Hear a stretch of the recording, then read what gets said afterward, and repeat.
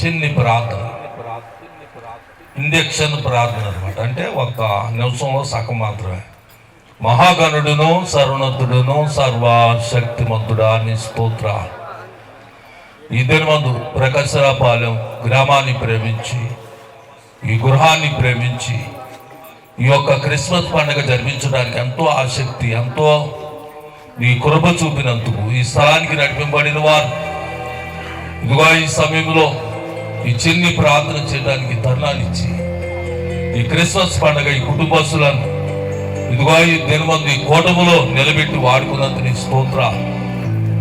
మరొక తరుణం కూడా ఈ గృహానికి నీ నామమున క్రిస్మస్ పండుగ జరుపుకోవడానికి మంచి కృపనిమ్మని, వచ్చిన ప్రతి ఒక్కరికి మరొక సంవత్సరం అంతా కాచి కాపాడమని, ఏకమించిన ప్రతి ఒక్కరిపై ఆత్మను నిండుకోమని, పరిశుద్ధాత్మ అభిషేకము సమృద్ధిగా నింపమని, నీ ఆత్మ ద్వారా మా ద్వారా మీరే మాట్లాడమని యేసు నామములో ప్రార్థన చేశాను, వేడుకొనిచున్నా పరమ తండ్రి, ఆమేన్. మరణార్థ వందనాలు. చాలా సంతోషం అండి.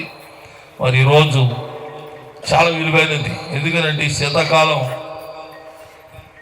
ఇంత చల్లగా ఉందంటే ఎన్నో యూనిట్లు కరెంటు వాడితేనే కానీ చల్లదనం రాదనమాట. ఏసీకి ఎంత ఖరీదు అవుతుంది అనుకున్నారు? అంతటి చల్లదనాన్ని దేవుడు మనకి ఇచ్చాడు. చాలా సంతోషం. బైబిల్ గ్రంథము నుండి మనం కొంచెం వేరొక సందేశాన్ని ధ్యానం చేద్దాం.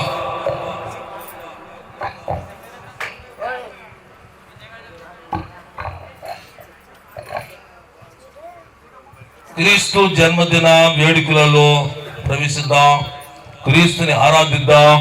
క్రీస్తుని ఆరాధించడం ద్వారా మన జీవితాలు ఏమవుతాయనంటే వెలుగుమయముగా మార్చబడతాయి. యేసుక్రీస్తు ఎవరు అనుకున్నారు? లోకానికి వెలుగు, జీవపు వెలుగై ఉన్నారు. అందుచేత యేసు ప్రభువారి లోకానికి రావడానికి ఎంతో కొన్ని వేల సంవత్సరాలు చరిత్ర ఉంది. కొన్ని లేఖనాలు వాటికి మనకి సాక్ష్యంగా ఉన్నాయి. యేసుక్రీస్తు ప్రభువారి భూమి మీద జన్మించిన ఒక ముఖ్యమైన కారణం ఉంది. ఆ కారణాన్ని మనం తెలుసుకోవాలన్నమాట. యేసు ప్రభువారు ఎందుకు జన్మించాడు అనంటే, ఆయన ఎవరు అనుకుంటున్నారు అనంటే, కన్యక గర్భమున జన్మించి ఆది ఘట సర్పము యొక్క తలను చెదగొట్టినవాడు కనుక ఈ ఆదిఘట సర్పము తలను ఎవ్వరు చెదగొట్టలేకపోయారు. అందరినీ అది మింగుతూ వస్తుందన్నమాట. అందరినీ లోబరుచుకుంటూ వస్తుంది. కనుక ఈ ఆదిఘట సర్పము యొక్క తలను చెదగొట్టి ఒక మగాడు ఎవరనంటే కన్యక గర్భమును జన్మించిన క్రీస్తు. కనుక ఇది ఒక చరిత్రకు, చాలా మంది జ్ఞానులకు ఒక ప్రశ్నకు సమాధానం అన్నమాట. అందుచేత యేసు ప్రభువారు ఎలా జన్మించారు అని అనడానికి యేసు ప్రభువారు కానీ గూర్చి కొన్ని వేల సంవత్సరాల ముందుగానే ఇక్కడ వ్రాయబడినది. ఆది కాండములు 49వ అధ్యాయము 10వ వచనములోకి వచ్చిన చదువుకుందాం. షిలోహు వచ్చు వరకు యోధా యుద్ధ నుండి దండము తొలగదు, అతని కాళ్ళ మధ్య నుండి రాజదండము తొలగదు, ప్రజలు అతనికి విధేయులయ్యుందురు. గమనించండి, ఇక్కడ 9వ వచనంలో యోధా కొదమ సింహము, నా కుమారుడా నీవు పట్టిన దాన్ని తిని వచ్చితివి, సింహం వలెను గర్జించు ఆడసింహం వలెను అతడు కాళ్ళు ముడుచుకొని పండుకొనెను, అతని లేపువాడు ఎవడు లేడు. యేసు ప్రభువారు యోధా అనేటువంటి ఒక వంశంలో జన్మించడానికి క్రీస్తు పూర్వము యాకోబు జీవించుచున్న దినాలలో ఈ ప్రవచనము ప్రకటింపబడింది. క్రీస్తు పూర్వం 2000 సంవత్సరాలకి 1800 సంవత్సరాలకి మధ్యలో ఈ లేఖనం ప్రకటింపబడింది అన్నమాట. కనుక ఒక చరిత్ర, యూదులలో నుండి దేవుడు మన కొరకు రక్షకుడిని పంపించడానికి పునాది ఇక్కడ. ఎందుకనంటే ఇక్కడ ఇప్పటికి 4000 సంవత్సరాల క్రితం ఒక వ్యక్తి ప్రవచించిన మాటలు ఇవి. అందుచేత ఏ వంశం గొప్పది భూమి మీద, ఏ తెగ గొప్పది, నా కులం గొప్ప, నా కులం గొప్ప అని భారతదేశంలో దెబ్బలాడుకుంటున్నారు. ఎందుకనంటే ఏ కులము గొప్ప అని అనడానికి ఇక్కడ బైబిల్ ఏం చెప్తుందంటే యోధా గోత్రం అనేటువంటి కులం, హెబ్రీలు అయిన తెగ, ఇశ్రాయేలు ఒక ప్రజలైన యూదులు అనేటువంటి వాళ్ళు ఈ ప్రపంచానికి రక్షణ కల్పించిన ఒక మంచి జాతి అన్నమాట. కనుక మన ఎంతో మంది మన జాతులలో ముఖ్యమైన వాళ్ళు దేశాన్ని కొరకు పోరాడిన వాళ్ళు ఉండవచ్చు, ప్రజల కొరకు పోరాడిన వాళ్ళు ఉండవచ్చు, ఎన్నో మేలులు చేసిన వాళ్ళు ఉండవచ్చు, ఎంతో ప్రాజెక్టులు కట్టిన వాళ్ళు ఉండొచ్చు, ఎన్నో బ్రిడ్జీలు నిర్మాణం చేసిన వాళ్ళు ఉండొచ్చు, ఎన్నో టవర్లు నిర్మాణం చేసిన వాళ్ళు ఉండొచ్చు, ఎంతో భూమిని సంపాదించిన వాళ్ళు ఉండొచ్చు, దేశాలను పాలించిన వాళ్ళు ఉండవచ్చు. వీళ్ళందరికంటే ఎవరు ప్రాముఖ్యమైన వాళ్ళు అని అంటే ఇశ్రాయేల్లో ఉండేటువంటి యూదులు అనేటువంటి వాళ్ళు ప్రత్యేకమైన వాళ్ళు. కనుక యూదులలో నుండి రక్షణ వచ్చింది. ఇక్కడ ఏం చెప్తున్నాడంటే మరి ఇక్కడ ఈ మాటని బట్టి మత్తయి సువార్త 1వ అధ్యాయము 1వ వచనములోకి వచ్చిన మనం చదువుకుందాం. బైబిల్ గ్రంథము నుండి మత్తయి సువార్త 1వ అధ్యాయము 1వ వచనం గమనించండి. ఇక్కడ ఏం చెప్పబడుతుంది అని అంటే 1వ వచనం, అబ్రాహాము కుమారుడగు దావీదు కుమారుడైన యేసు క్రీస్తు వంశావళి. గమనించండి, అబ్రాహాము నుండి దేవుడి లోకములో అబ్రాహాం అనేటువంటి ఒక కుటుంబాన్ని హెబ్రీల వంశము నుండి ఎన్నుకున్నాడు. అంత క్రితం ఇంకా చరిత్ర జరిగింది. చరిత్ర అంటే అబ్రాహామును దేవుడు ఎన్నుకున్న నాటికి భూమి మీద ఇంకా 20 తరాలు ముందు జరిగాయి. కనుక అబ్రాహాముని దేవుడు ఎన్నుకున్న నాటి నుండి యేసుక్రీస్తు ప్రభువారు జన్మించిన నాటికి సుమారు 42 తరాలు ఇక్కడ కనబడుతూ ఉన్నాయి. ఇంకా ఎక్కువ ఉన్నాయి అంటున్నారు. బైబిల్ ఒక పండితులు ఏం చెప్తున్నారంటే ఆ ముందువి వెనకవి కలిపి ఇంకా 76 తరాలు జరిగాయని చెప్తున్నారు. ఎప్పటికైతే ఇంకా 100 తరాలు దాటిపోయాయి. యేసు ప్రభువారు జన్మించే నాటికి మొదటి మనుషుల నుండి తరాలు లెక్క ఉంది. ఇక్కడ చరిత్ర లేకుండా ఆయన జన్మించలేదు. మరియా కన్య అనేటువంటి ఒక స్త్రీకి ఆయన జన్మించడానికి ఒక కారణం ఉంది. ఎందుకనంటే ఈ విశ్వానికి స్త్రీ గర్భాన పుట్టిన ఒక దేవుడు అంటే మానవుడై ఉండాలి, మనుషుడై ఉండాలి, దేవుడై ఉండాలి. కన్యక గర్భాన్ని పుట్టిన కుమారుడు ఎలా ఉండాలి అని అంటే దేవుడై ఉండాలి, మనిషి కుమారుడై ఉండాలి. రెండోది, ఆయన ఒక జంతువు వలె, ఒక పొటేలు వలె తన ప్రాణాన్ని దారిపోయాలి. ఇక్కడ అటువంటి వ్యక్తి ఇక్కడ కావాలి.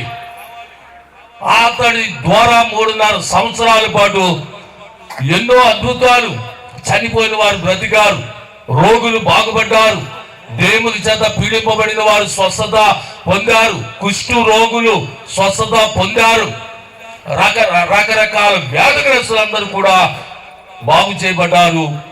వాళ్ళు యేసుని వెంబడించారు. కారణం ఎందుకనంటే ఆయన ఈ భూమి మీద జన్మించిన తర్వాత ఆయన సాక్ష్యాలు ఈ భూమి మీద ఏ గ్రంథము రాసినా చాలనన్ని అద్భుతాలు ఆయన ద్వారా జరిగాయి.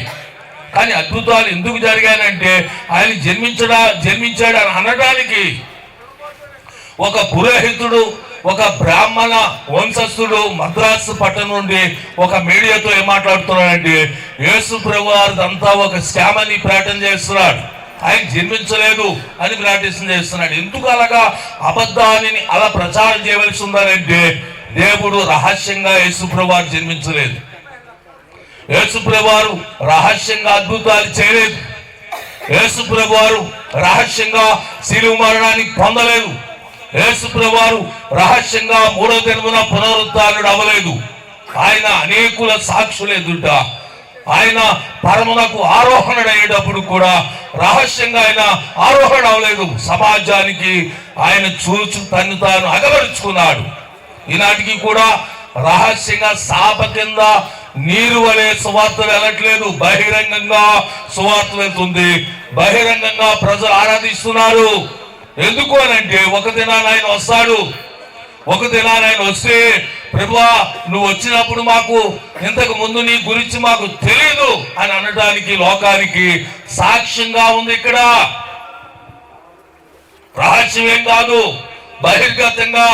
అందుచేతనే బైబిల్లో హెబ్రీలకు రాసిన పత్రిక 7వ అధ్యాయము 14వ వచనంలోకి వచ్చిన చదువుకుందా. హెబ్రీలకు రాసిన పత్రికలో 7వ అధ్యాయము 14వ వచనములోకి వచ్చిన చదివి వినిపించండి.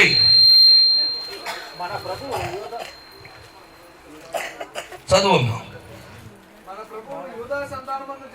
మన ప్రభువు యోధా సంతానమందు జన్మించిననుట స్పష్టమే. ఆ గోత్ర విషయములో యాజకులను గూర్చి మోషే ఏమీ చెప్పలేదు. మరి శరీరానుసారముగా నెరవేర్చబడు ఆజ్ఞ గల ధర్మశాస్త్రమును బట్టి కాక నాశనము లేని జీవనుకున్న శక్తిని బట్టి నియమింపబడి మెల్కి సెదకు పోలిన వాడే వేరొక యాజకుడు వచ్చి ఉన్నాడు. హల్లెలూయా, హల్లెలూయా, హల్లెలూయా. ఎందుకనంటే యేసు ప్రభువుని గురించి లేఖనాలు సాక్ష్యం ఇస్తూ ఉన్నాయి, ఆయన గురించి చరిత్ర సాక్ష్యం ఇస్తుంది. ఎందుకంటే ఆయన రహస్యంగా జన్మించిన వాడు కాదు. ఎన్నో లేఖనాలను బట్టి, ఎంతో మంది ప్రవక్తలు వారు ప్రవచించిన ప్రవచనాలను బట్టి ఆయన భూమి మీద ఒక గ్రంథపు చుట్ట వలె సువార్తగా ఈ లోకానికి వచ్చాడు అనమాట. ఎంతో చరిత్ర ఉంది. ఆదిలోనట దేవుడు ఆయన భూమి ఆకాశంలో సృజించి మొక్కలను అన్ని సృజించా. అట్లాగే భూమి అంతా సృజించిన తర్వాత ఆయన ఏం చేశాడంటే భూమి మీద నుండి కొంతమంది తీసి ఒక మానవుని నిర్మాణం చేశాడు. దేవుడు నిర్మాణం చేసి ఏం చేశాడంటే మానవుల్లో నుండి ఒక స్త్రీని అంటే పురుషుని దేవుడు మొదట నిర్మాణం చేశాడు. రెండో వ్యక్తి ఎవరు అంటే ఆదిలో మనుషుల్లో ఆ పురుషుని నుండే స్త్రీని నిర్మాణం చేశాడు దేవుడు. వాళ్ళిద్దరిని జతపరిచాడు.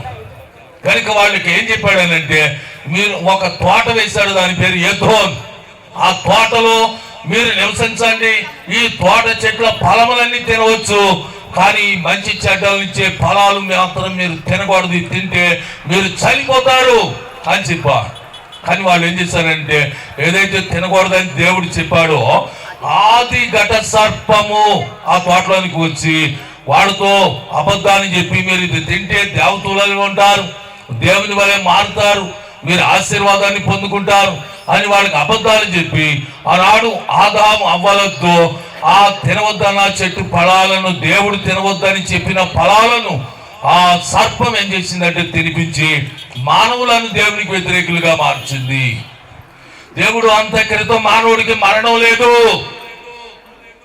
మీరు తింటే చనిపోతారని దేవుడు చెప్పాడు. కనుక తినవద్దన్న పండ్లను తిన్న తర్వాత భూమి మీద మానవుడికి మాత్రమే కాదు జీవరాశులన్నిటికీ కూడా ఈ భూమి మీద ఉన్న చెట్లకు కూడా మరణం వచ్చిందనమాట. కనుక దాన్ని విడిపించడానికి దేవుడు ఏం చేశాడంటే ఒక కన్యక గర్భాన్ని జన్మించవలసి వచ్చింది.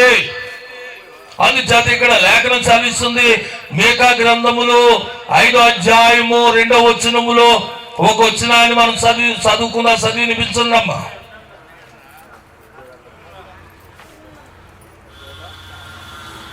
మీకా గ్రంథము 5వ అధ్యాయము 2వ వచనం. బెత్లెహేము ఎఫ్రాతా యూదా వారి కుటుంబంలో నీవు స్వల్ప గ్రామమైనను చదువు నా కొరకు ఇశ్రాయేలును వెలబోవాడు నీలో నుండి వచ్చును. గమనించండి ఏం చెప్తున్నాడు, ఎక్కడి నుండి వస్తాడు? ఎఫ్రాతా యూదా దేశము బెత్లెహేమా, నీలో నుండి దేవుని రాజ్యమునకు వారసుడు వస్తాడు, సర్వలోకాన్ని పాలించగలిగేటువంటి ఆత్మ సంబంధమైన రారాజు నీలో నుండి వస్తాడు అని చెప్పి యేసు ప్రభువు ఎక్కడ జన్మిస్తాడు అనేటువంటి ఒక సందర్భాన్ని మీకా గ్రంథము ద్వారా మరి యేసు ప్రభువారి కంటే ముందు కొన్ని వందల సంవత్సరాల ముందుగా ఓ ప్రవక్త ప్రవచించాడు కనుక ఆ లేఖనాన్ని బట్టి మత్తయి సువార్త 2వ అధ్యాయము 1వ వచనములోకి వచ్చినాన్ని మనం చదువుకుందాం. రాజు అయిన హెరోదు దినముల యందు యూదా దేశం బెత్లెహేములో యేసు పుట్టిన పిమ్మట ఇదిగో తూర్పు దేశము జ్ఞానులు యెరూషలేమునకు వచ్చి యూదుల రాజుగా పుట్టిన వాడు ఎక్కడున్నాడు అంటే యేసు ప్రభువారు ఏ సంవత్సరంలో పుట్టాడు? చలికాలంలో పుట్టాడు. నవంబర్లో కావచ్చు, డిసెంబర్లో కావచ్చు.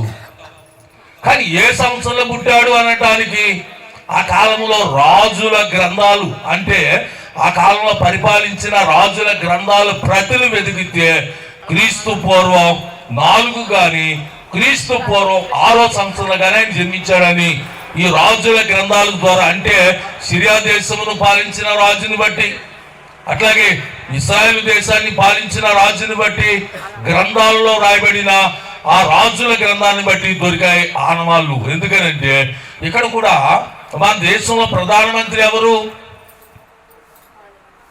ఏ సంవత్సరం వరకు పాలించాడు అని మన దేశపు రాజ్యపు చట్టాల్లో ఉంటాయి. ఎందుకనంటే ఏ దేశంలో ఏ రాష్ట్రంలో ఏ రాజు ఏ మంత్రి పరిపాలించాడు, ఏ ఎమ్మెల్యే పరిపాలించాడు, ఏ సంవత్సరంలో ప్రెసిడెంట్ పరిపాలించాడు అన్ని కూడా రాజ్యాంగ చట్టాల్లో రాయబడి ఉంటాయి, ఆ ప్రతుల్లో రాయబడి ఉంటాయి. అందుచేత ఆ ప్రతుల ద్వారా మనం వెతికితే ఇక్కడ ఎవరిని గురించి రాయబడి ఉందంటే లోకాసు సువార్తలో 2వ అధ్యాయములో 1వ వచనములో రాయబడింది. ఆ దినములలో సర్వలోకమునకు ప్రజా సంఖ్య రాయబడినను రాయబడవలనని కైసరు ఆగిస్తూ వాళ్ళని ఆజ్ఞను గమనించండి. ఈ ఒక కైసరు ఆగిస్తుని కూర్చిన సమాచారం ఏంటంటే జూలియస్ సీజర్ సహోదరి కుమారుడైన అంటోనియన్ అనేటువంటి ఒక వ్యక్తి అతడు ఆ జూలియస్ సీజర్ చనిపోయిన తర్వాత ఇతడు రాజయ్యాడు, మేనల్లుడు రాజయ్యాడు. అంటోనియన్ అనేటువంటి ఒక రాజు అతడు పరిపాలిస్తున్నాడు. అతని పేరు ఒక నెలలో ఆగస్టు నెల అనేటువంటి నెల అతని పేరే. కానీ అతడు ఘనతా పాత్రుడు అనేటువంటి పేరు పెట్టుకున్నాడు కనుక అతనికి సెక్సీ టాలియస్ అనేటువంటి పేరు కూడా ఉంది. గమనించండి, ఆగస్టు, అక్టోబర్, సెప్టెంబరు ఎలా పేర్లు ఉన్నాయో అతనికి కూడా ఆ అక్టోనియా అనేటువంటి పేరు ఒక నెలలో ఒక పేరు అతనికి కూడా ఉన్నట్లుగా ఆ పేరు పెట్టారట. అతనికి ముందుగా మరొక పేరు ఉంది, సెక్సీ టాలియస్ అనేటువంటి పేరు కూడా ఉంది అతనికి. కనుక ఇక్కడ ఏం చెప్పబడుతుందనంటే మరి కైసర్ ఆగస్ట్ అనేటువంటి ఆ పేరు కూడా అతడు ఘనత పాత్రుడు అని పెట్టుకున్నాడు అనమాట అతని పేరు.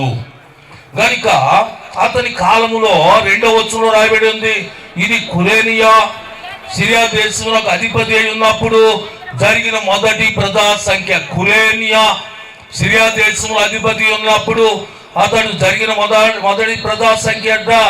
ఎందుకనంటే ఇతడు ఏ కాలంలో పరిపాలించాడు అని అనడానికి క్రీస్తు శకము 6 నుండి క్రీస్తు శకము 12 వరకు అతడు పరిపాలించినట్లుగా కొన్ని గ్రంథాలు అతనికి సాక్ష్యంగా ఉన్నాయి. కానీ క్రీస్తు పూర్వము 4వ సంవత్సరంలో యేసు ప్రభువు జన్మించాడు. కనుక క్రీస్తు పూర్వము 4వ సంవత్సరంలో హెరోదు రాజు కూడా చనిపోయాడు. దీన్ని బట్టి మనం చూస్తే వీళ్ళ రాజ్యాంగపు గ్రంథాలు ఒక చుట్టాలను బట్టి ఆ ఒక ప్రతులను బట్టి పరిశీలన చేస్తే యేసు ప్రభువు బైబిల్ పండితులు ఏం చెప్పారంటే క్రీస్తు పూర్వం 6 కానీ క్రీస్తు పూర్వం 4 కానీ ఆయన జన్మించవచ్చు అనేటువంటి సందర్భం. అయితే ఇక్కడ మత్తయి సువార్త 2వ అధ్యాయం 1వ వచనంలో ఏం రాయబడింది అంటే యేసు ప్రభువు భూమి మీద జన్మించిన తర్వాత తూర్పు దేశపు జ్ఞానులు వచ్చి అక్కడ ఆ ప్రదేశాన్ని వాకప్ చేశారు.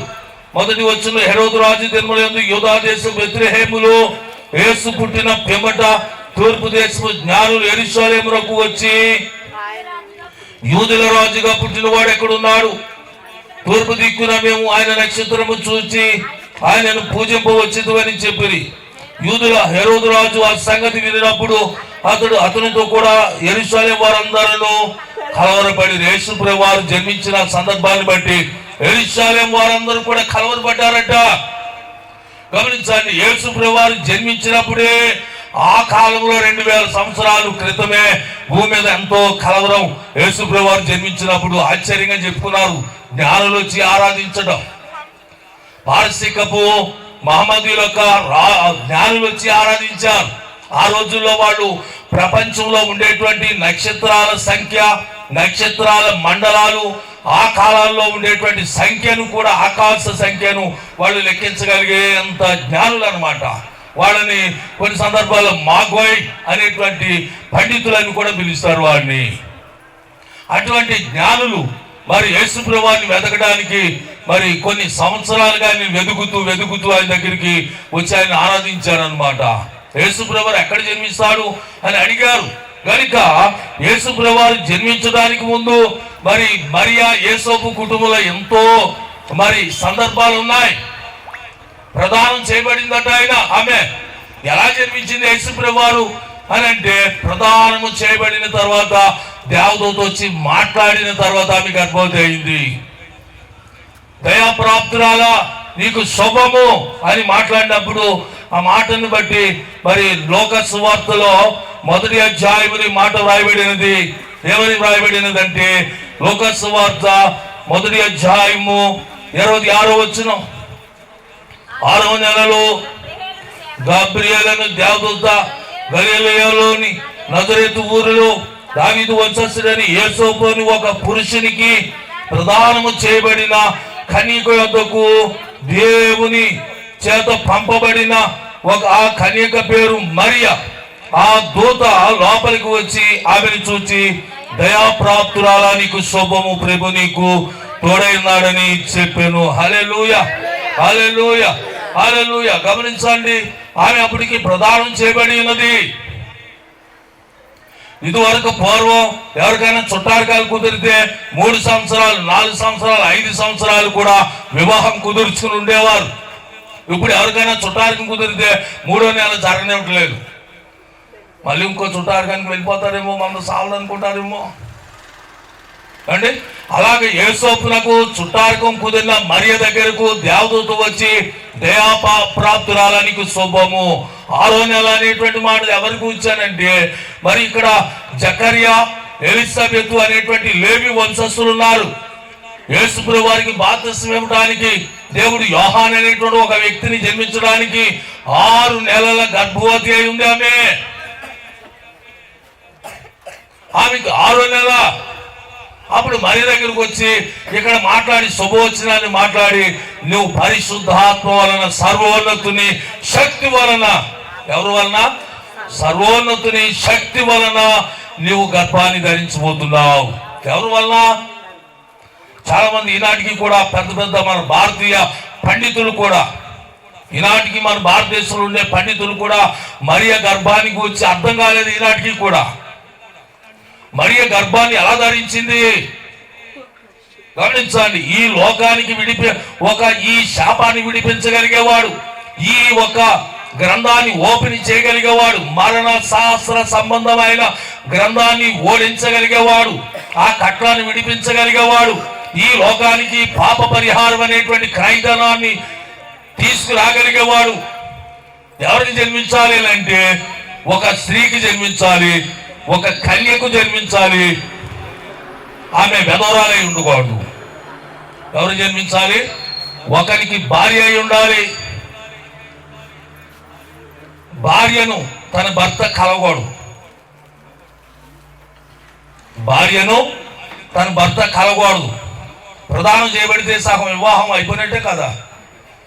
కనుక ఇప్పుడు ఆమె కన్యక, స్త్రీయ, ప్రదానం చేయబడింది, చుట్టార్కం కుదిరింది, బట్టలు మార్చుకున్నారు, భోజనాలు చేశారు. ఇప్పుడు ఆమె ఎవరు అని అంటే, ఒకవైపు కన్యక, ఒకవైపు ఆమె ఒకరికి వివాహము నాకు కుదర్చబడిన స్త్రీ. ఆమె విడవబడినది కాదు, అవమానపరచబడినది కాదు. యేసు ప్రభువారు ఆమె గర్భంలో ఉన్నప్పుడు చాలా మంది పెద్దల దగ్గరికి ఆమె రచ్చబడి దగ్గర తీసుకువెళ్ళారు. తన భర్త యేసోపు మౌనంగా ఉంటే లోకం మౌనంగా ఉంటుందా? అతని దగ్గరికి వచ్చి అడిగారు, ఒరే అబ్బాయి, నీ భార్య గర్భాన్ని ధరించింది, గర్భవతి అయింది, ఎవరి వలన? నీ వలన, మరొకరి వలన అని అంటే ఆమెను అడగండి వెళ్ళి. అతను మాట్లాడలా, రహస్యంగా విడిచిపెట్టడానికి ప్రయత్నం చేశాడు. కానీ అతను ఏం చేశాడంటే ఆమెను తిరస్కరించలేదు రహస్యంగా. ఎందుకంటే దేవదూత అతనితో మాట్లాడింది, యేసోపు నీ భార్య మీద అవమానపరచవద్దు, అనుమాన పడవద్దు, సదేవుని పరిశుద్ధాత్మ వలన ఆమె గర్భాన్ని ధరించింది. ఈ లోకానికి రక్షకుడు కావాలి, ఈ లోకంలో ఉన్న విధులను విడిపించగలగాలి, మరణాన్ని విడిపించగలగాలి, పాప పరిహార సంబంధమైన క్రైదనం కావాలి. కనుక నువ్వు ఆమెను విడిచిపెట్టడానికి వీల్లేదు. సర్వోన్నతుని శక్తి వల్ల ఆమెను గర్భం ధరించింది అని మాట్లాడినప్పుడు అతడు దేవదూతలు ఏమైతే చెప్పాయో దానిని కొనసాగుతూ ఉన్నాడు అనమాట. కనుక పెద్దలలో తీసుకువెళ్ళారు. ఇశ్రాయేలులో యూదులో ఒక చట్టం ఉంది, ఎవరైనా వాడు కాని రాని పాపము చేస్తే, వాళ్ళు సాక్ష్యాలు లేకపోతే, సరైన సాక్ష్యం లేకపోతే వాళ్ళు ఏం చేస్తారంటే వాళ్ళు దేవాలయంలో ఊడ్చిన ధూళిని చేదు చెరకగా తయారు చేస్తారు. దేవాలయంలో ఊడ్చిన ధూళిని చేదు చెరకగా తయారు చేస్తారు. ఆ చేదు చెరకని ఆ రసమును తాగించారు. అది ఎవరైనా నేరం చేసిన వాడు తాగితే పొట్ట ఉబ్బి చచ్చిపోతారనమాట. వాడికి ఇంకా సాక్ష్యంతో పని ఉండదు. అది తాగి పాస్ అయ్యాడంటే వాళ్ళని ఎవరు కూడా ఇంకా నేరస్తులు అనడానికి వీలేదు. అందుచేత వాళ్ళకి ఏం చేశారంటే పెద్దల మధ్య చేదు చెరకాన్ని కూడా తాగించారు. అందులో కూడా మరియ పాస్ అయింది. సరే, ఆమె ఏదైనా నేరం చేసినట్లయితే తలకో రాయి కొట్టి చంపేస్తారు. అందులో కూడా ఆమె పాస్ అయితే ఇప్పుడు జరుగుతున్న సందర్భం ఏంటంటే దేవుని ఆత్మ వలన మరియ గర్భమున కుమారుడు ఉద్భవింపబడ్డాడు. దేవుని ఆత్మ వలన మొదట ఆదాము కూడా ఉద్భవింపబడ్డాడు. దేవుని ఆత్మ ద్వారానే ఆదాముని తన హస్తకృత్యాలతో దేవుడు నిర్మాణం చేశాడు. ప్రకృతి సంబంధమైన మంటి నుండి దేవుడు ఆదాముని నిర్మాణం చేశాడు అనమాట. ఈయనను అపోస్తలుడైన పౌలు 15వ అధ్యాయం ఏం చెప్పాడనంటే ఈయన రెండో ఆదాము. ఈయన ఆత్మ సంబంధమైన వాడు, మొదటి వాడు ప్రకృతి సంబంధమైన వాడు. ఈ రెండింటికి టాలీ చేయాలి. మనం ప్రకృతి సంబంధమైన పిల్లలుగా ఎలాగైతే జన్మించామో దేవుని సువార్త వల్ల ఆత్మ సంబంధమైన పిల్లలుగా మనం కూడా జన్మించాలి. పునరుజ్జీవం కావాలి. ఇక్కడ ప్రకృతి సంబంధమైన పిల్లలుగా, కుటుంబాలుగా ఎలాగైతే కుటుంబాలుగా, వంశాలుగా విస్తరించామో ఆత్మ సంబంధమైన పిల్లలుగా మనం కూడా పిల్లలను వ్యాపింప చేయాలి. దేవుడి భూమిని నిండించమని దేవుడు ఆదాముకు చెప్పాడు. ఈ భూమిని నిండించమని నోవహు కుటుంబానికి చెప్పాడు. అలాగనే మరి పౌలు కూడా ఏం చెప్పాడనంటే సువార్త వ్యాప్తి చేయమని చెప్పాడు. యేసుప్రభువు వారు కూడా ఏం చెప్పాడనంటే ఈ భూమి మీద మీ నుండి నా సంఘాన్ని కడుగుతున్నాను అని చెప్పారు. కనుక మనం భౌతిక సంబంధమైన పిల్లలు ఈ గ్రామంలో ఎంతమంది ఉన్నారు? ఆత్మ సంబంధమైన పిల్లలు సంఘాలు ఎంతమంది ఉన్నారు? పాస్టర్ గారట కాలేజీలో బోధిస్తూ, ఒక మంచి సైన్స్ బోధకుడు బోధిస్తూ ఒక రోజున మాట్లాడుతూ కొంచెం రక్తం కక్కాడంట. నోటి నుండి రక్తం పడింది. ఆ రోజు బాగా ఉంది. రెండో రోజు 2 సార్లు రక్తం పడింది. రెండో రోజు రక్తము తన నోటి నుండి పడినప్పుడు రంగు మారిందట. ముందు రోజు రక్తంలా లేదు. అతన్ని వాళ్ళు కాలేజీ వాళ్ళు ఏమన్నారంటే మీరు రెస్ట్ తీసుకోవాలి అయ్యగారు, మీరు పరీక్ష చేసుకోండి, ఎక్స్రే చేయించుకోండి, టెస్ట్ చేయించుకోండి, మందులు వాడండి, తర్వాత మీ ఆరోగ్యం బాగున్నాక అప్పుడు ఉద్దరిగాలే, ముందు మొదట మీరు పరీక్ష చేయించుకుని మందులు వాడండి అని ఇంటికి పంపిస్తారు. ఆ రోజు ఇంటికి వెళ్ళిన తర్వాత అతడు పరీక్ష చేయించుకుంటే అతనికి ఒక క్షయ వ్యాధి, ఇది తగ్గే వ్యాధి కాదు, ఈ వ్యాధి నిన్ను తీసుకుపోతుంది, నువ్వు దూరంగా ఉండాలి, నీ కుటుంబస్తులకు ఇది అంటుకోకుండా ఉండాలంటే నువ్వు ప్రత్యేకంగా ఉండాలని చెప్పారు. అప్పుడు వాళ్ళు ఏం చేశారంటే అతను ఒక రూమ్లో ప్రత్యేకంగా పెట్టారనమాట. ఒక వారం దినాలు లేక ఒక నెల దినాలు జరిగిన తర్వాత ఒక 12 సంవత్సరాల అమ్మాయి ఆ ఒక లెక్చరర్ దగ్గరికి వచ్చి, అయ్యా లోనికి రావచ్చా అని పర్మిషన్ అడిగింది. లోనికి రామ్మా, అయ్యా 2 మాటలు మాట్లాడాలని ఉంది, మాట్లాడొచ్చా అని అడిగింది. మాట్లాడవచ్చు, మాట్లాడండి. సరే, అతను ఏం చెప్పాడంటే నా రూమ్లోనికి నా బంధువులు కానీ, నా భార్య పిల్లలు కానీ, నా అన్నదమ్ములు కానీ, నా అక్క చెల్లెలు కానీ ఎవరు కూడా నా రూమ్లోనికి వెలువ లేదు, లోనికి రావడానికి అనుమతి లేదు, నువ్వు అడిగి వస్తున్నావు కాబట్టి ముఖ్యమైన మాటలు చెప్పు అని మాట్లాడాడు. అతడు ఏం చెప్పాడు, ఆమె ఏం చెప్పిందని అంటే, అయ్యా మీరు బైబిల్ చదువుతారా, బైబిల్ మీరు తీసుకోండి. సరే ఇవి అని చెప్పి బైబిల్ తీసుకున్నాడు. రెండో మాట ఏం చెప్పిందంటే, అయ్యా నేను ఒక 5 నిమిషాలు ప్రార్థన చేయొచ్చు ఇక్కడ అని అడిగింది. ఒకసారి చేసుకో. ఆమె అక్కడే ఆ రోగున్న ఇంటికాడ మోకరించి ప్రార్థన చేసింది ఆమె. సరే, మరలా రెండో రోజు వచ్చింది, అయ్యా లోనికి రావచ్చా అని మరలా అడుగుతుంది. రావచ్చు. అప్పుడు ఆయన చెప్పాడు, నా కుటుంబ పరిస్థితి ఇది, మీకు ఎందుకు ఇలాగా మీరు ఇబ్బంది పడటం అని అంటే, 2 మాటలు మాట్లాడచ్చా అని అడిగింది ఆమె. మాట్లాడండి. నన్ను మీకు బైబిల్ ఇచ్చాను, చదివారా? చదువుదాం అనుకున్నాను, చదవలేకపోయాను. సరే ఈసారి చదువుతాను అన్నాడు. సరే అయ్యా నేను ఇక్కడ మోకరించి ప్రార్థన చేయొచ్చా అని అడిగింది. సరే చేయమన్నాడు. చేసిన తర్వాత మరలా 5 నిమిషాలు అక్కడ ఉండి ఏం చేసిందంటే ఒక అరగంట ప్రార్థన చేసి ఆమె వెళ్ళిపోయింది. మూడో రోజు మరలా వచ్చింది ఆమె. ఆయన అనుకుంటున్నాడు అందరూ 12 సంవత్సరాల పిల్ల ఆడుకునే వయసు, పాడుకునే వయసు వచ్చి ఈ రోగి దగ్గరికి వచ్చి ప్రార్థన చేస్తానంటుంది, నాతో మాట్లాడుతుంది, ఏమేమవుతుందో, ఈమెకి ఇదేమో ఆలోచన. కూర్చోండి, తర్వాత మాట్లాడు, కూర్చోండి.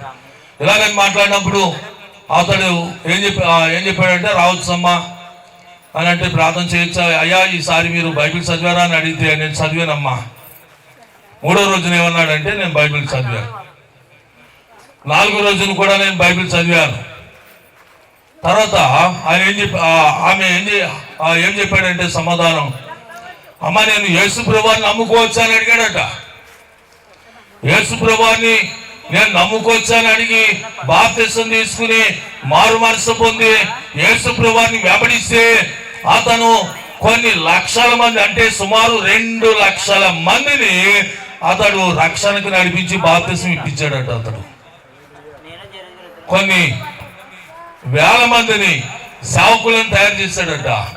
రోజున 2 లక్షలకు సరిపడే పెద్ద గ్రౌండ్ ఆరాధన స్థలాన్ని నిర్మాణం చేసిన తర్వాత, 4 పక్కల విశాలంగా నిర్మాణం చేసిన తర్వాత అతడు ఒక రోజున వాక్యం చెప్పమని అతనికి ఆ సందర్భాన్ని అతనికి ఇచ్చి, మీరు మాట్లాడండి అని చెప్పి ఆయన వేదిక మొదటిగా మెసేజ్ మీరే మాట్లాడండి అనే వేదిక మైక్ ఇస్తే ఆయన ఏం చెప్పాడంటే, ఇదంతా కారణం ఎవరిది అనుకున్నారు, మీరంతా వచ్చి కూర్చున్నా, మీరు రక్షణ పట్టడానికి దీనికి ఎవరు కారకురాలు అనుకున్నారు అని అతడు చెప్పాడట. 12 సంవత్సరాల అమ్మాయి మీరందరూ రక్షింపబడటానికి కారణం అని చెప్పాడట.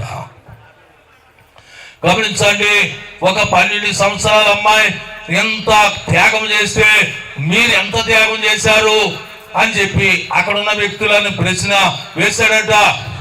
కనుక యేసు ప్రభువారు ఆయన 2000 సంవత్సరాలు ఈ భూమి మీద జన్మించాడు. ఆయన 3 మేకల మధ్య వేలాడబడ్డాడు.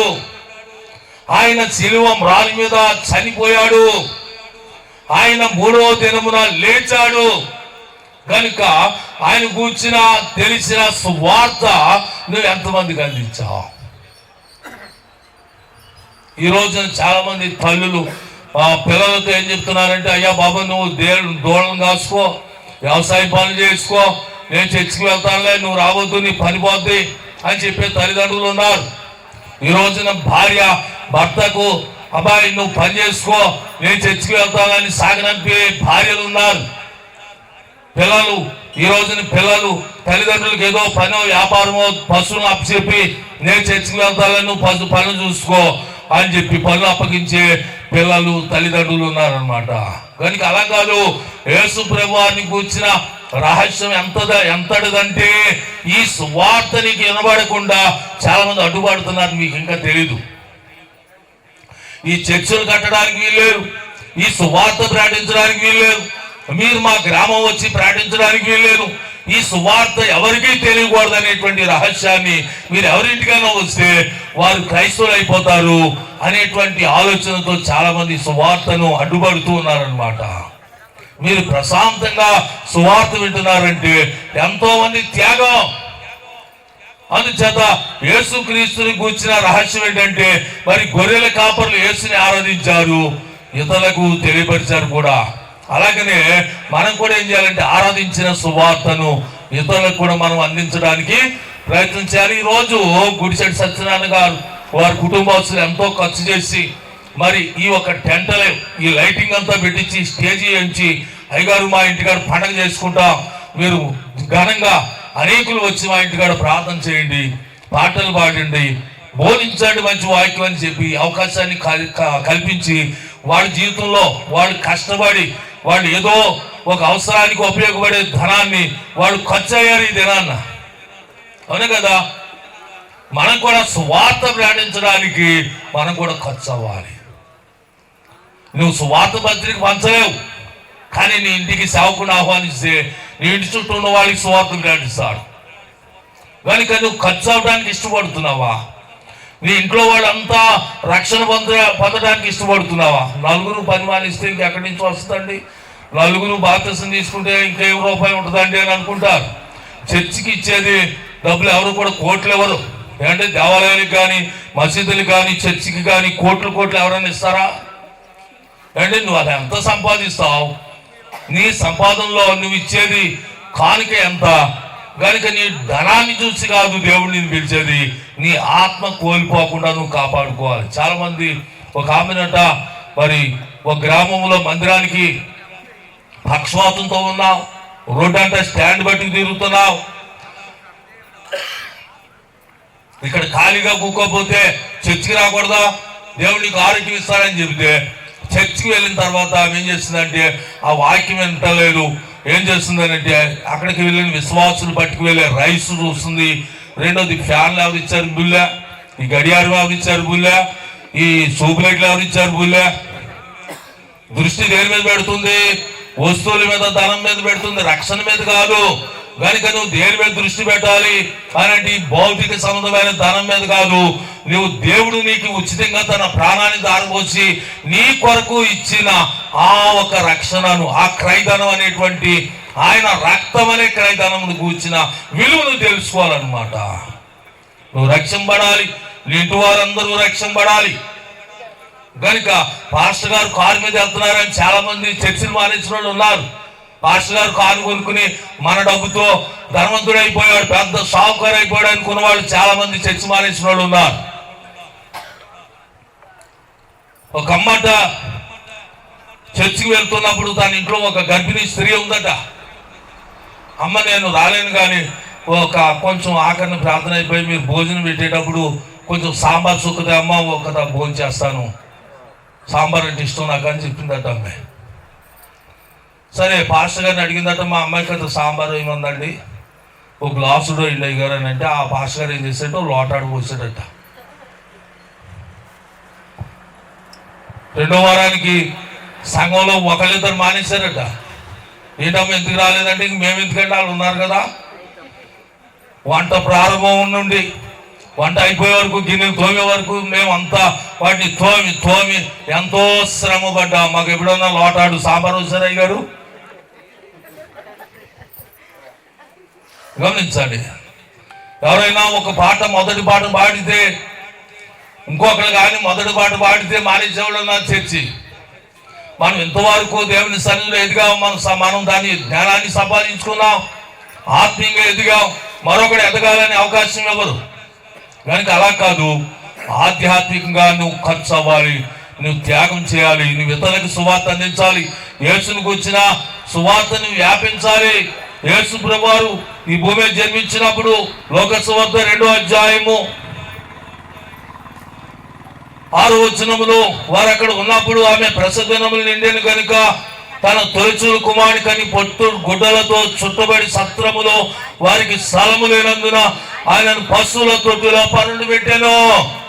గమనించండి, ఆయన జన్మిస్తున్నప్పుడు ఆయన తల్లికి ఆయన తండ్రికి అంటే భౌతిక సంబంధమైన మరియా అట్లా యేసోపునకు అట్లాగే జన్మించబోతున్న బిడ్డకి చోటవలేదు. ఎవరునో ఏంటి తలుపు కొట్టినమ్మా డెలివరీ వస్తుంది అనుకోకుండా ఇక్కడికి వచ్చాం. జనసంఖ్య రోమిలు అట ప్రజాసంఖ్య 14 సంవత్సరాలకు ఒకసారి జనసంఖ్యను రాస్తారట. ప్రజాసంఖ్య రోమిల్లో యూదులలో 14 సంవత్సరాలకు ఒకసారి రాస్తున్నారట. ఎందుకంటే ట్యాక్స్ కొరకు యూదుల్ని సైన్యంలో చేర్చుకోరు వాళ్ళు. రెండవది, ఇటువంటి సందర్భంలో ఆమె నిండు చూలాలు గర్భిణీ స్త్రీ డెలివరీ ప్రారంభమైంది. అక్కడ అనేక తలుపులు కొడితే ఎవరు చోటు లేదు. సత్రాలలో చూస్తే వేలల్లో సంఖ్యలో ప్రజలు ఉన్నారు, చోట్లేదు.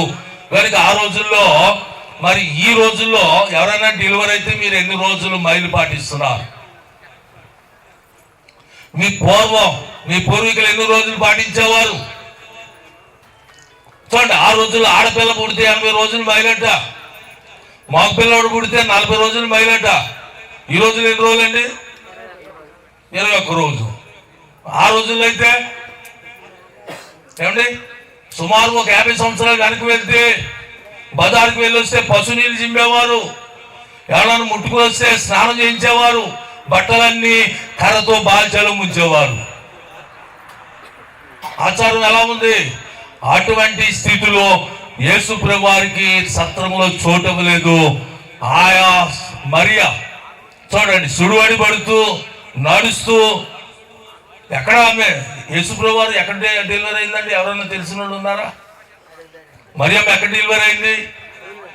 ఏమా బెత్లెహేము. చోటు ఎక్కడ? సత్రంలోనా? పశువులు సాలు అంటున్నారు. డెలివరీ అక్కడ కాదు, పుట్టిన తర్వాత పశువుల తొట్టులో పరుండి పెట్టారు. పశువుల తొట్టి అంటే దూడకి మేత తెచ్చుకునే తొట్టి కాదు. పశువుల తొట్టి అంటే ఏంటో తెలుసా మీకు అసలు? చూడండి, మన పూర్వం ఎవరైనా తగాదా చేయాలంటే ఎక్కడ చేస్తారు? ఇప్పుడంటే ఏదో చిన్న చోట్లు ఉన్నాయి. పూర్వం ఎక్కడ ఉండేయంటే పంచాయతీకి సంబంధించి గ్రామంలో ఉమ్మడి భూములు ఉండేవి. దానిని ఆటల గ్రౌండ్గా వాడుకునేవారు. అట్లాగే ఇతర గ్రామస్తులు వెళ్ళే వచ్చే ప్రయాణాలలో ఎడ్ల బళ్ళు ఇప్పుకుని, తాటక బళ్ళు ఇప్పుకుని, గడ్డి బళ్ళు ఇప్పుకుని, పుల్ల బళ్ళు ఇప్పుకుని అక్కడ విశ్రాంతి ఇచ్చుకునేవారు. ఒక రేత్రి కానీ ఒక మధ్యాహ్నం కానీ విశ్రాంతి ఇచ్చుకునేవారు. అక్కడే పెద్ద మనుషులు రచ్చబండ పగులు తీసుకునేవారు. అక్కడే గొర్రెలు అమ్ముకునేవారు, పశువులు అమ్ముకునేవారు, బేరం చేసుకునేవారు. అది పేడ కళ్ళుతో శుభ్రం లేక ఎక్కువగా జన సంచారం సంచరించి, పశువుల సంచారం సంచరించి, ఎవరింట్లో గొడవ అయితే సాయంత్రం 7 గంటలకు తగు ప్రారంభమైతే తెల్లారుజాము అయ్యేదట. అటువంటి ప్రదేశాలు పగలు కానీ అక్కడ రచ్చబండ జరిగేది, తగాదాలు తీసుకునే ప్రదేశం. పశువులు అక్కడ నీడకు మకాం వేసే ప్రదేశం, దానిని పశువుల తొట్టె అనేటువంటి ప్రదేశం.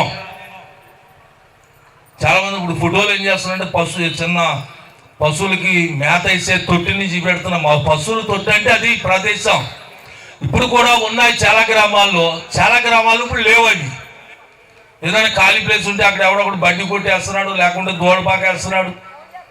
గవర్నమెంట్ భూములు ఇంకా లేవు అండి. ఏమన్నా సెంటినర్ గారికి విడగొట్టి ఇళ్ళ పట్టాలు ఇస్తున్నారు. అలా జరిగింది. అందుచేత యేసు ప్రభువారు ఈ భూమి మీద జన్మించడానికి అవకాశం లేని కాలంలో కూడా దేవుడు ఏం చేశాడంటే ఆయననే భూమి మీద మనకి ఏం చేశాడంటే రక్షకునిగా దేవుడు ఏర్పాటు చేశాడు. ఈనాడు పశువుల తొట్టులో ఉన్న యేసుని నీ హృదయంలోనికి తీసుకువెళ్ళాలి, నీ ఇంటిలోనికి తీసుకువెళ్ళాలి, ఆహ్వానించాలి. మరి ఇక్కడ సత్యనారాయణ గారు వారి కుమారులు ఏం చేశారంటే మరి ఇక్కడ వాడుకునేటువంటి ఈ ప్రదేశాన్ని అంతటినీ కూడా శుభ్రం చేసి ఒక స్టేజీ కట్టి మరి ఈ ప్రాంతం అంతటినీ కూడా ముస్తాబు చేసి మరి దేవుని సంఘాన్ని ఆహ్వానించారు. పశువులతో అక్కడ కాదు, ఇక్కడ ఉంది యేసు ప్రభువారు గూర్చిన సువార్త ప్రకటించడానికి. కనుక యేసుని అంగీకరించడానికి మనం సంతోషంగా ముందుకు రావాలి. ఇంకా ఎవరైనా మారు మనసు లేని వారు ఉంటే మారు మనసు పొందండి. రక్షణ లేని వారు ఉంటే రక్షణ పొందండి. బాప్తిసాలు పొందాలి. రేపు ఈ సువార్త మొయ్యబడితే అయ్యా నేను బాప్తిసం పొందలేదు, చాలా కాలం చర్చికి వెళ్ళాను, బాప్తిసం ఇవ్వమంట ఎవరో ఇవ్వరు. కనుక ఈ అవకాశాన్ని సద్వినియోగం చేసుకోండి. యేసుప్రభువారు రాబోతున్న సమయం దగ్గర పడుతుంది. ఇప్పుడు 2000 యేసుప్రభువారు జన్మించి 2025 సంవత్సరాల కంటే ఎక్కువ అయిందనమాట. అందుచేత మనం ఎలా ఉండాలి అని అంటే విశ్వాసంలో యాక్టివ్గా ఉండాలి. నులివెచ్చగా ఎక్కడ పడుకుంటే అక్కడే పడుకునేవాడిగా ఉండకూడదు. ఒక హైతుక్కు అనేటువంటి ఒక వ్యక్తి ఏం చేశాడంటే అక్కడ సువార్థికులు వాక్యం చెప్తుంటే మరి ఆ నాగశ్రీ గారు లాగా ఏం చేస్తాడంటే నిద్రపోయి ఏం చేశాడంటే కింద పడ్డా. అలా ఉండకూడదు. ఎలా ఉండాలి? యాక్టివ్గా ఉండాలి. ద్వీపము వలె మండింపబడే వ్యక్తిగా మనం ఉండి యేసుని అంగీకరించాలన్నమాట. ఈరోజు మీరు ఎవరైనా ఇంకా రక్షణకు సిద్ధపడకపోతే సిద్ధపడాలని మీ అందరినీ ప్రభు పేరట హృదయపూర్వకంగా తెలియపరుస్తున్నాను. దేవుడు మిమ్మల్ని దీవించును గాక. దేవుడు ఈ కొద్ది వాక్యం దేవుడు దీవించును గాక. దేవుడు ఈ గృహాన్ని దీవించును గాక. దేవుడి గ్రామాన్ని దీవించును గాక. ఆమేన్. చిన్న ప్రార్థన. మహాగణుడును సర్వోన్నతుడైన మా దేవ, ఈ యొక్క రాత్రి గల సమయంలో జరిగింపబడుతున్న ఈ క్రిస్మస్ పండుగ సందర్భంగా ఇగో ఎగిపించిన నీ కుమారులు నీ కుమార్తెలను మీరు ఆశీర్వదించి దీవించి వార్తెలింప చేయమని ప్రార్థిస్తూ దైవాశీర్వాదాన్ని నిండుగా దయచేసి సమృద్ధి కల్పించి దీవెనకరంగా మీరు మార్చమని యేసు నామములో ప్రార్థన చేశాడు వేడుకొనిచున్నా పరమ తండ్రి. ఆమేన్. మరి మన మధ్యలో యూత్ చిన్నపిల్లలందరూ కూడా చివరికి ఒక కీర్తన పాడుకుని ముగించుకుందాం. రక్షకుడు జన్మించినాడట అని పాట పాడుకుని అందరూ కూడా ముందు రావాలని కోరుతున్నాం.